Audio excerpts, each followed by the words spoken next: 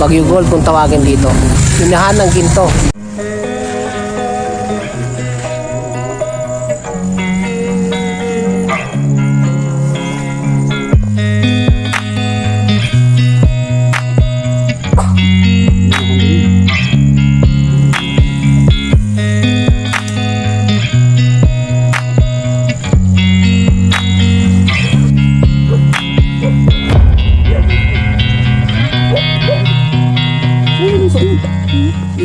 Hello guys, magandang oras sa lahat. Bali, nandito tayo ngayon sa lugar ng Tuding, sa lugar ng Tuding. At patungo kami doon sa sa Baguio Gold. Kung saan ay may minahan daw pala doon na na na-discover nila noong 1903 na itinatag ng Benguet Consolidated Mining Company, BAD BCMC. At tara, samahan niyo kami, punta tayo doon. Tara, doon ang daanan sa may banda sa may likod doon. Tara, let's go. Medyo mahaba-habang lakaran ito, mga 30 minutes ang lalakarin namin bago kami makarating sa area na yon. Ngunit bago pa man tayo makarating sa lugar na yon ay madadaanan muna natin dito yung mga nagagandahang mga gusali guys. Sapagkat mukhang na-develop itong area na ito na napakaganda ng mga tahanan nila dito. Tulad niya no. O yung mga naglalaki ng mga puno. Ito naman yung naglalaki ang mga puno ng mga kawayan no. Ang tataas ng mga kawayan, ng nagagandang mga kawayan no. Mukhang tila alagang-alaga guys. Isa na rin dyan na madadaanan din natin yung mga nagagandahang mga view sa mga kabundukan. Tulad ng mga yan, oh. Wow! Napakagandang tanawin ng mga bundok.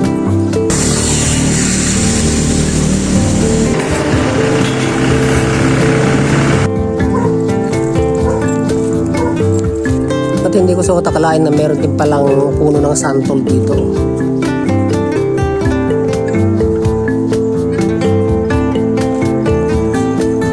Ng kagawa ng pagkaka-refrap dito dahil meron siyang nakalagay na interlinks.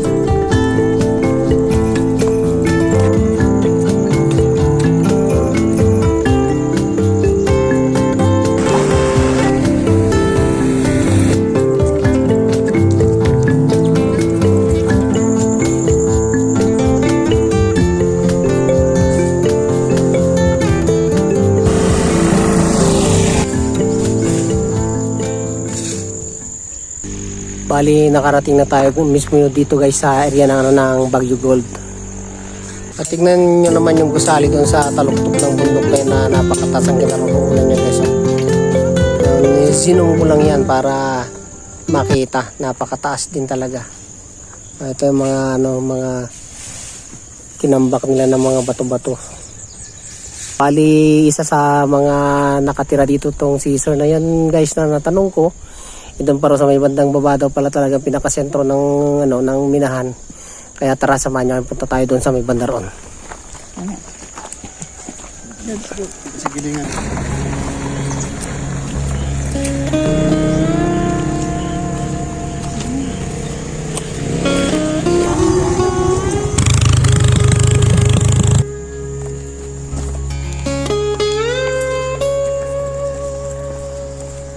Grabe rin, bangin-bangin din talaga itong mga lugar na to.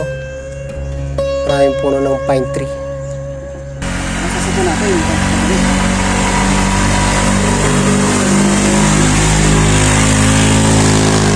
Mas maraming tricycle doon.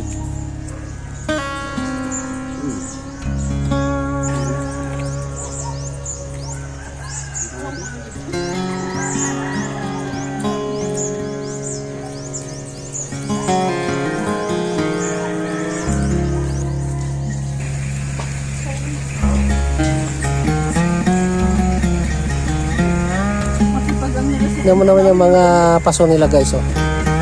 Ganito mga pasong ginawa nila dito na recyclable talaga. Katang isip to mga ganyan. Oh. Imagine pinagtabi-tabi lang yung mga paso.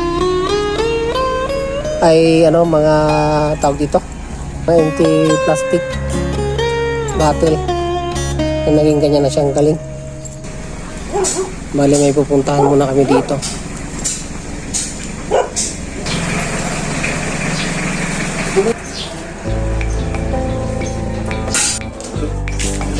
Saran muna namin yung gawa ng aming kaibigan dito. Ito yung mga gawa ng mga pintor na kaibigan ko guys. Ayan o. Ang galing yung gawa nila. Bago pa man kami tumuloy doon sa medyo baba para masilip yung mining na sinasabi nila, pero hindi kami makakarating mismo doon sa mismong minahan guys. Bali bibidyohin lang natin yung area na yon. Ang galing oh. Sumikat din naman. Itong lugar na ito guys, na parang pumasok kami sa may bandang tuding sa may Monterasas. Nakarating ako rito sa area ng malayo. Dito napuntahan namin. Kaya salamat at napasala ko rito. Ito si ma'am. Ma'am, ano po nyo dito ma'am? Schoolhead. Ito si ma'am Schoolhead. Ito ma'am, nakausap natin si Schoolhead. Si ma'am Schoolhead dito. Wala po.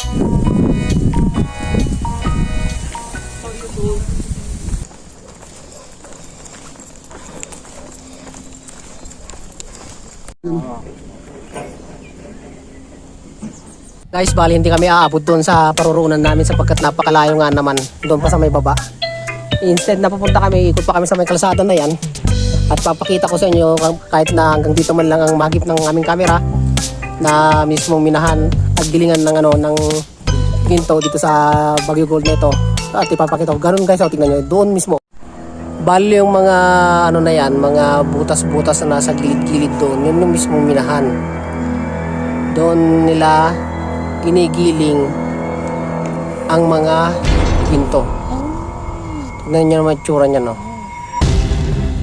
Malayo pa kasing lalakarin kung magmumula kami rito, dito kami dadaan at papunta rin paikot pa yung kalsada na yan. Mga 30 minutes pa, medyo malayo na kasi nilakad namin kaya hindi na kami aabot doon sa lugar na yon. Baguio Gold kung tawagin dito. Minahan ng ginto.